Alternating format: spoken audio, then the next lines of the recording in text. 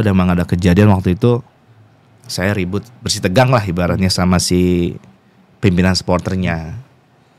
Itu yang paling ini sih, karena buat saya nama besar Persebaya itu apa ya, sesuatu lah. Walaupun nama punggung saya di belakang ini besar, tapi lambang di dada kiri yang kecil Persebaya itu buat saya itu lebih besar sekali. Atau pemain belakang, kamu pilih yang mana? Saya asal sebut aja, mungkin karena basic saya pemain basket waktu itu, saya suka lebih nangkep bola. Akhirnya udah, oh saya mau jadi kiper aja deh. Mau main lawan, gak usah saya sebut ya klubnya.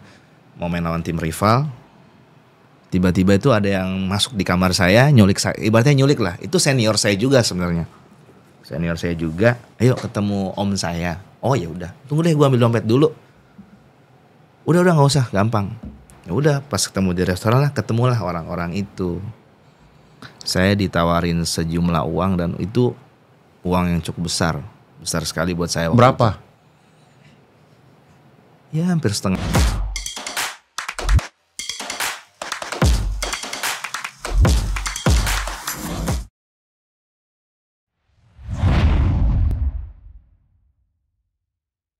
Assalamualaikum warahmatullahi wabarakatuh. Salam dan sejahtera bagi kita semua. Dari studio Lanos Media di Bintaro, saya Ferry Kodrat alias Ferkot akan kembali hadir bersama sahabat-sahabat bicara bola, menemani bicara bola untuk bicarakan soal sepak bola Indonesia. Saat ini saya kedatangan tamu, seorang penjaga gawang yang berkepala plontos dari Prancis, Fabien Barthez. Luar biasa. Selamat datang Alfonso Calvan. Thank you, Om. Assalamualaikum. Salam Om. Masya Allah. Van mau nanya nih. Ya. Mengenai anak kan mungkin Alfonso atau Calvan? Alphonse saja Om. Alphonse ya. Jadi Alphonse sudah bermain di klub-klub profesional yang tier pertama Indonesia di mana aja, Bang? Terakhir itu saya main di Persela Lamongan, sempet mau balik ke Borneo waktu itu, cuman nggak jadi Om. Ya. Karena waktu itu masih Borneo tuh waktu itu masih yang megang Mario Gomez kan. Okay. Ya saya nggak jadi karena dia langsung mau balik ke negaranya waktu itu. Pengalaman karir profesional di klub mana aja? Kalau Liga 1 itu saya sempat main di Persiba Balikpapan. Terus Bali United itu tahun 2015 pertama waktu masih pegang Coach Indra saya keluar, terus 2017 balik lagi, terus ke Persebaya ke Borneo, dari Borneo itu saya ke PSMS dulu, terus balik lagi ke Persela Lamongan Liga 1, sempat ke PBR juga waktu itu. Udah sih kayaknya itu yang saya ingat. Klub-klub sama Madura juga waktu itu. Madura United. Ya Madura kan waktu itu masih zamannya Liga tahun berapa tuh ya, 2013 nggak salah. Elit semua itu main. Alhamdulillah Om, masih rezeki. Asal mana sih, Van? Kalau saya papa Flores. Kalau mama itu ada Bali, ada Pakistannya juga. Iya. Pantesan face agak Pakistan ya. Ganteng. Amin. Ganteng kayak pemain dari face kayak dari Amerika Latin. Iya. Dulu waktu pas ke Bali juga dipikirnya saya pemain asing. Saya bilang bukan, mama saya orang Bali, saya bilang. Cuma ada Pakistannya karena kakek saya orang Pakistan kan. Itu papanya mama. Itu Om. Bisa kesasar di bola gimana ceritanya? Dulu tuh sebenarnya dari zaman masih kecil sampai SMP tuh saya kan mainnya basket mulu Om ya. Karena kan saya lahir besar juga di Jakarta. Jadi waktu papa mama udah divorce, pisah, jadi saya dibawa ke Flores. Nah waktu saya ke Flores itu di Bejawa itu peminat basketnya tuh cuma sedikit. Dan sekarang saya juga baru kan di sana, di kampung saya itu, saya bingung nih gimana nih supaya saya bisa dapat teman banyak gitu loh. Bisa sosialisasi lah sama teman-teman. Akhirnya waktu itu ada kakak kelas saya datang ke kelas saya, tiba-tiba dia udah langsung kayak nembak saya aja. Tiba-tiba dia bilang kita butuh kiper atau pemain belakang, kamu pilih yang mana? Saya asal sebut aja, mungkin karena basic saya pemain basket waktu itu, saya suka lebih nangkep bola. Akhirnya udah, saya mau jadi kiper aja deh. Terus saya bilang, tapi gini bang, saya nggak punya sepatu, saya nggak punya sarung tangan, saya nggak punya jersey, saya bilang. Ya udah, akhirnya saya dipinjemin lah sepatu, cuman semuanya kegedean. Sepatu Eagle waktu zaman itu, sepatu Eagle juga kegedean. Sarung tangannya waktu itu apa ya? Lupa saya sarung tangannya tuh. Loto atau apa gitu, kegedean. Baju pun kegedean sama saya. Jadi emang kalau bola lurus-lurus saya tangkap tuh lengket, karena kan bola basket besar. Ini ketemu sama bola sepak bola yang agak kecil kan ukurannya. Bisa, cuman waktu dikasih bola-bola bawah samping, hancur saya. Akhirnya dari situ kayaknya gue mesti latihan deh. Nah, sebenarnya kakak kelas saya tuh yang pertama kali ngenalin saya sepak bola tuh. Mungkin namanya itu kalau saya nggak lupa namanya Yane Naki deh. Orang Jawa juga, orang Flores. Masih ada keluarga juga sama saya. Nah habis itu saya ikut klub sana, PSN Ngada namanya. Tahun 2007 waktu itu saya mulai latihan sepak bola itu. Jadi kalau paginya saya sekolah, pulang itu saya harus masak dulu. Ya kasih makan ternak saya juga, dulu saya miara babi banyak banget ya di sana di kampung. Waktu itu ya udah, sorenya saya lari tuh ke lapangan. Dari rumah tuh pasti saya lari jogging. Kadang nggak pakai sendal, kadang pakai sendal. Namanya juga di kampung kan. Ya udah dari situ saya mulai latihan sampai tangan kiri kanan semuanya hancur. Banyak luka lah. Sampai saya ke sekolah tuh kadang-kadang tangan saya tuh saya pegangin karena banyak luka kan. Cuman saya nggak berhenti sampai situ. Kayaknya gue harus ada kegiatan lain nih.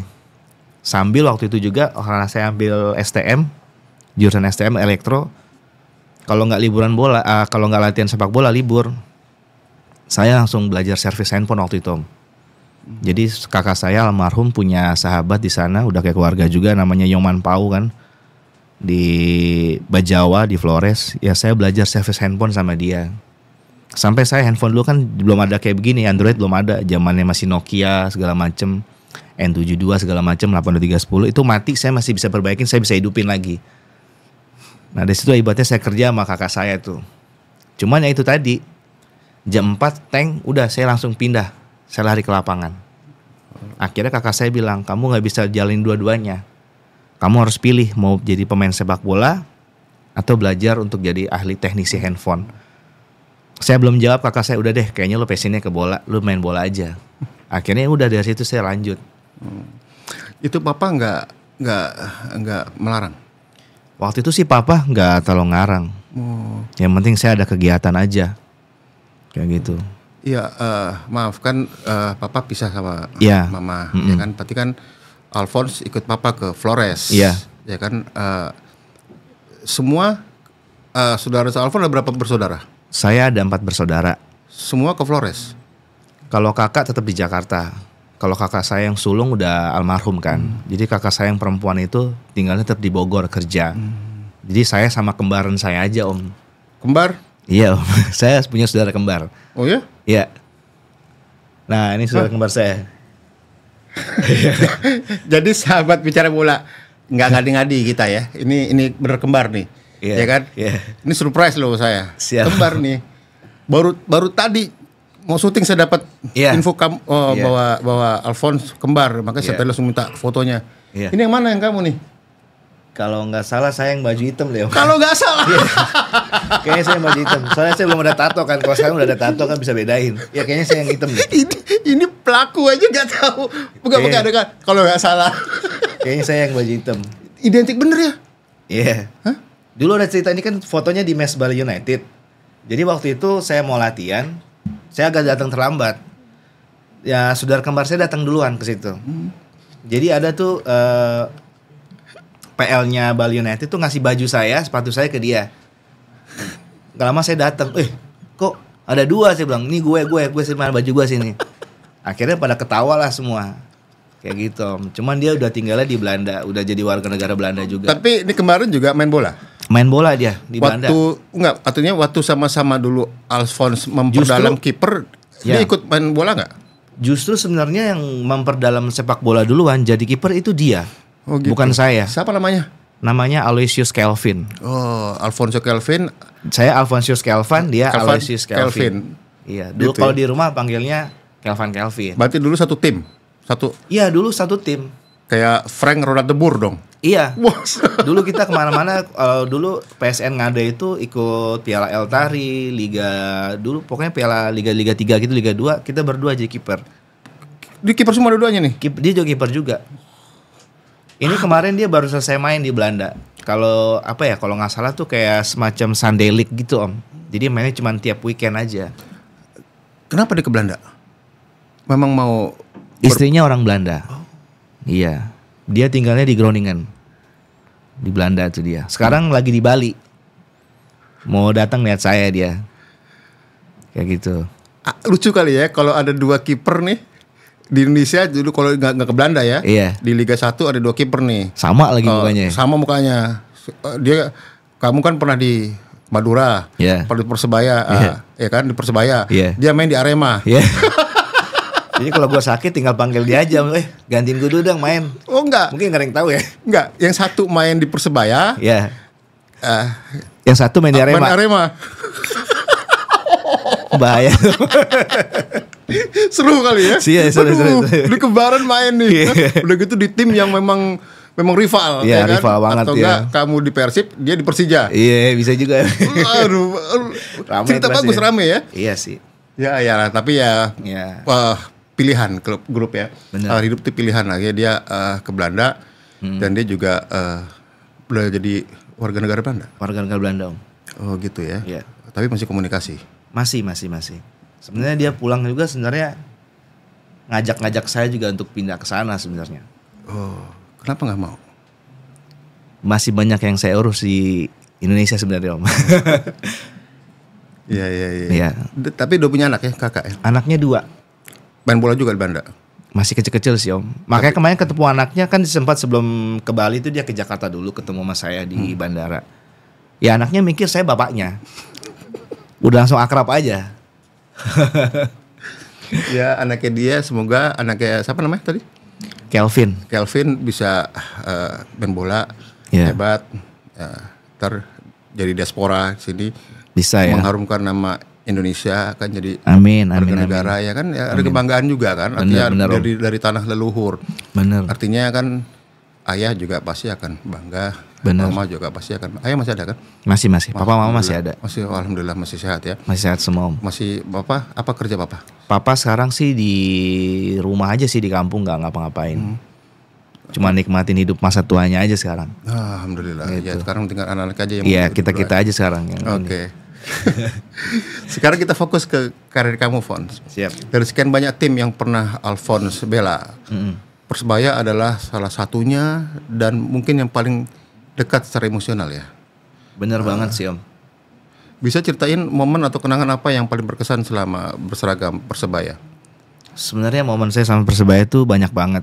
Suka dukanya itu banyak banget karena saya dari tahu main sepak bola profesional, belajar jadi pemain sepak bola profesional itu di Persebaya sebenarnya Om. Karena dulu saya merantau pertama kali itu untuk jadi pemain profesional itu di Persebaya Surabaya sebenarnya. Saya sempat ikut Persebaya yang main di Liga Nusantara dulu namanya Surabaya Muda. Dari Surabaya Muda waktu itu kita uji coba sama Persebaya Senior. Waktu itu pelatihnya masih almarhum Om Rudi Kelces. Itu saya masih ingat banget. Waktu itu penalti Om. Jadi kita Persebaya itu lagi nyari-nyari pemain untuk naik ke U21-nya. Waktu itu penalti, yang nendang itu saya ingat banget Mat Halil. Legend tuh. Legend banget Om. Hormat legend. Nah itu dia nendang, saya tepis Om. Kepincut lah tuh Om Rudi itu siapa. Akhirnya saya naiklah ke Persebaya 21. Saya juga lupa waktu itu karena mungkin pendaftarannya terlambat. Akhirnya saya belum bisa dimainin di Persebaya 21. Tapi saya tuh udah masuk dalam tim itu. Itu aja walaupun nggak main aja belum sempat dapat jam main pun orang-orang pada tidur. Saya udah bangun tuh jam 2 siang karena di mes Persebaya itu di Karanggayam kan di belakangnya ada lapangan, ada tembok. Ya udah saya tendang-tendang di tembok, terbang-terbang sendiri.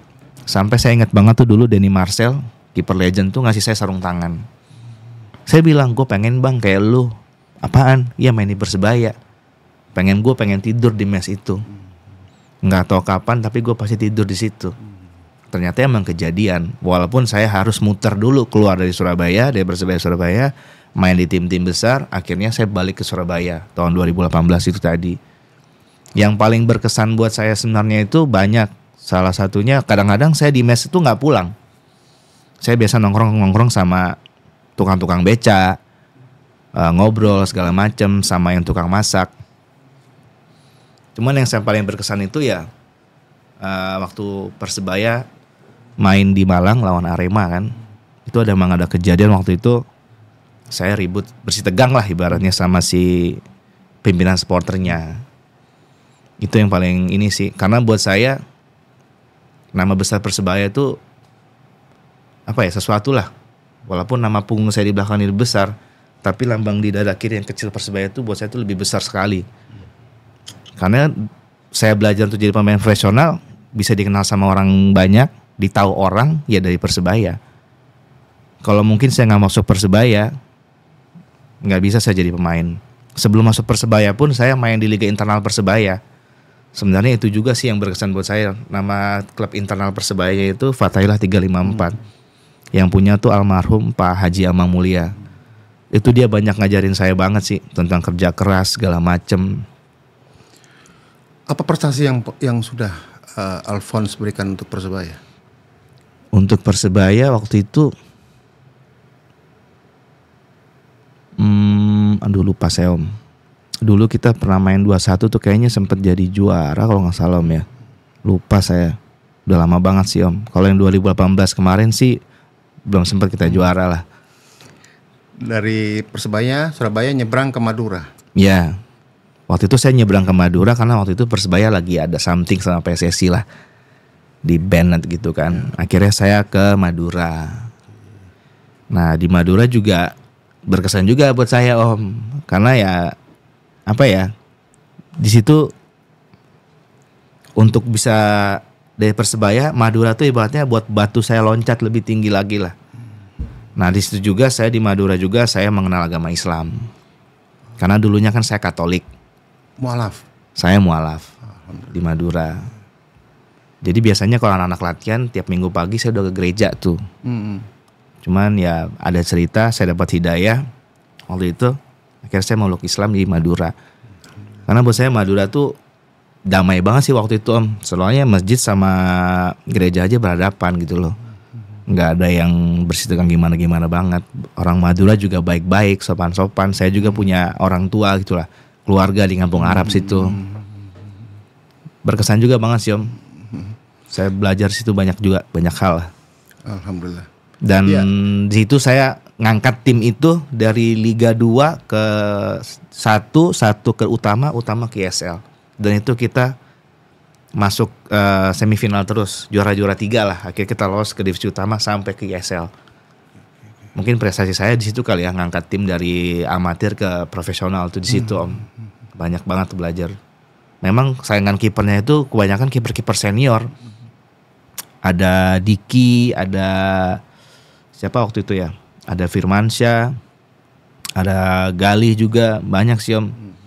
Cuman ya tadi saya orangnya kan ya nggak mau kalah maksudnya. Lu bisa kenapa gua nggak bisa gitu loh. Pokoknya udah kerja keras aja. Akhirnya jadi kiper utama terus gitu di sana. Kayak gitu. Nah selama berkarir sebagai pemain nih, kira-kira ada nggak? Gue pengen main di klub ini gitu loh. Ada impian nggak untuk bermain di klub mana tuh? Dulu saya punya pengen sih main tuh di Bali sebenarnya. Karena itu kampungnya mamah kan. Tapi kan kesampaian. Ya itu akhirnya kesampaian. Satu aja sih yang belum sebenarnya. Persipura Om.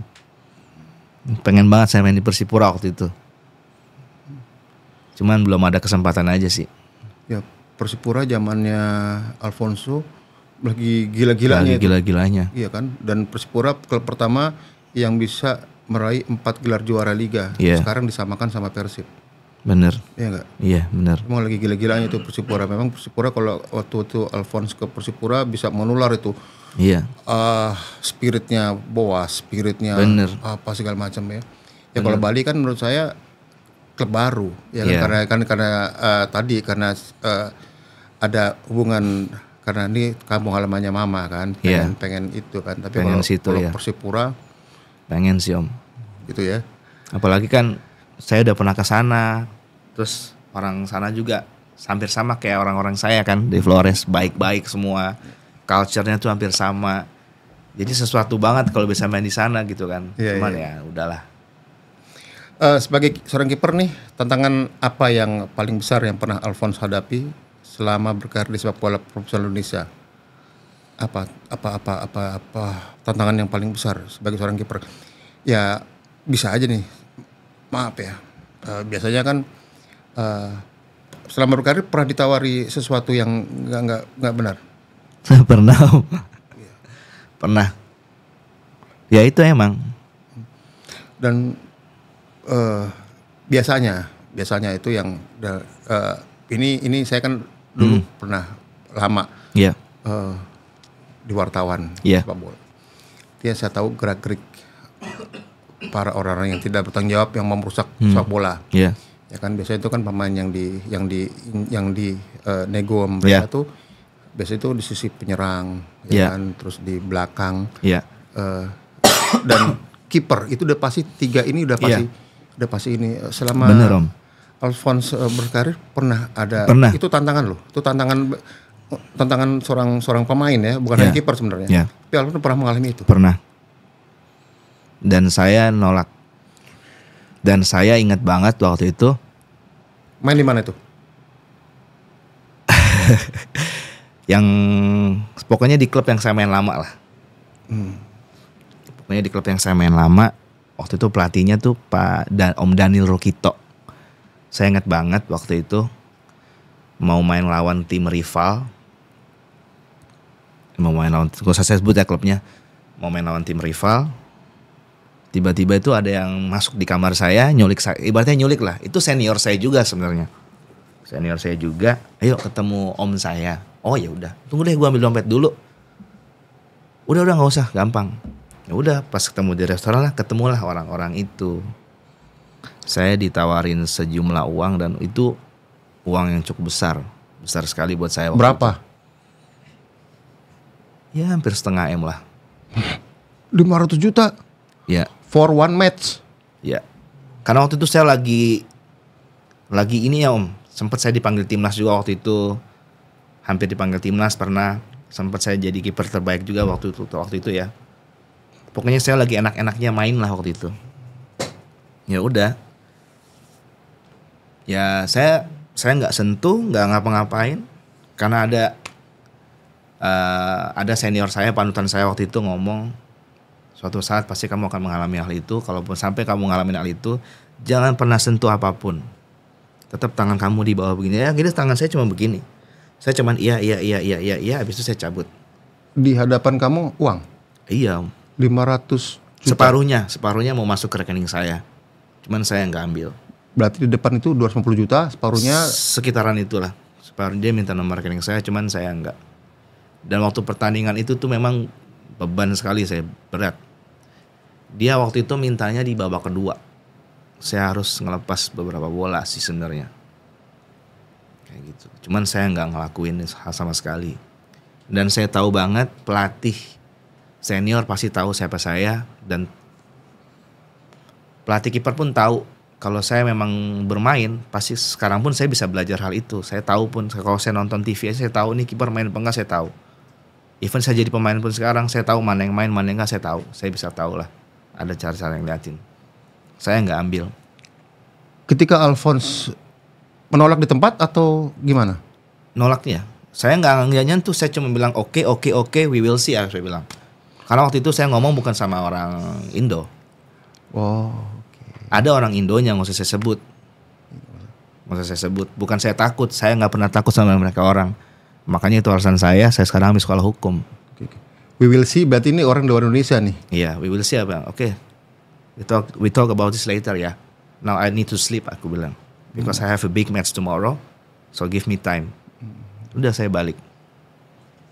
Akhirnya saya pulang ke hotel, saya nangis tuh. Saya nangis sama pelatih saya. Saya bilang, please jangan kasih saya main besok. Saya gak mau ada fitnah. Jangan kasih saya main, please jangan kasih main. Cuma pelatih itu bilang, ya Yesus Kristus terima kasih banyak kamu masih ngirimin orang ini ke saya. No, you need to play tomorrow. Kamu harus main besok. Jangan, saya bilang, enggak, kamu harus main. Kemanapun kamu nanti pergi, kamu ikut saya. Akhirnya saya berjuang mati-matian waktu itu main. Berjuang banget mati-matian. Akhirnya mereka, apa ya dibilangnya, bandar ya, hancur, kalah. Karena saya nggak mau. Tim menang? Kalah sebenarnya. Cuman kan itu pakai menit Om, pakai waktu juga kan. Ada babaknya sekian berapa. Luput di situ ya? Luput di situ. Dari skor besar sih kita kalah. Tapi ada luput kalahnya di permainan. Kalahnya nggak besar sih Om, saya kalahnya nggak besar. Kalahnya nggak besar. Cuman ya gitulah. Ketika saya menolak itu, ya ada beberapa klub yang udah oke sama saya, hilang semuanya. Nggak jadi. Alasannya waktu itu saya nggak bisa diajak kompromi, diajak main. Sampai dulu saya punya teman junior, memang sempat ngomong sama saya. Dia bilang, kakak terlalu idealis. Saya bilang, gue bukan idealis. Perjalanan gue dari bawah untuk jadi pemain profesional itu nggak mudah gitu loh. Dan gue nggak mau ngianatin pekerjaan gue sama orang-orang yang believe sama gue gitu loh. Termasuk lu orang. Kita latihan bareng buat apaan sih sampai keringetan. Kadang kita mau berkelahi. Terus cuman kalah cuma gara hal itu doang. Kalaupun emang gue udah gak dapet klub lagi atau gak dipercaya sama orang, gue gak peduli gitu loh. Dan gue hidup gak butuh validasi dari orang. Selama gue selalu, pikiran saya tuh bang, saya ketemu abang, ketemu siapa aja orang baru, saya selalu kasih afirmasi baik. Oh ini orang pasti baik. Entah itu nanti di belakang dia berbuat yang tidak baik buat saya, berarti rezeki saya sama dia sudah habis. Yang penting saya gak pernah jahatin dia gitu loh. Itu yang saya tekanin dari hidup saya gitu loh bang. Nice. Makanya saya selalu ngelawan kayak begitu. Dan akhirnya memang rezeki kan gak kemana. Alhamdulillah. Ya, jalan terus ya. Dan saat pensiun masih aktif di sepak bola kan? Kalau mau dibilang pensiun sebenarnya enggak sih Om. Cuman waktu itu kan PSSI sempat ya berhenti, main lagi.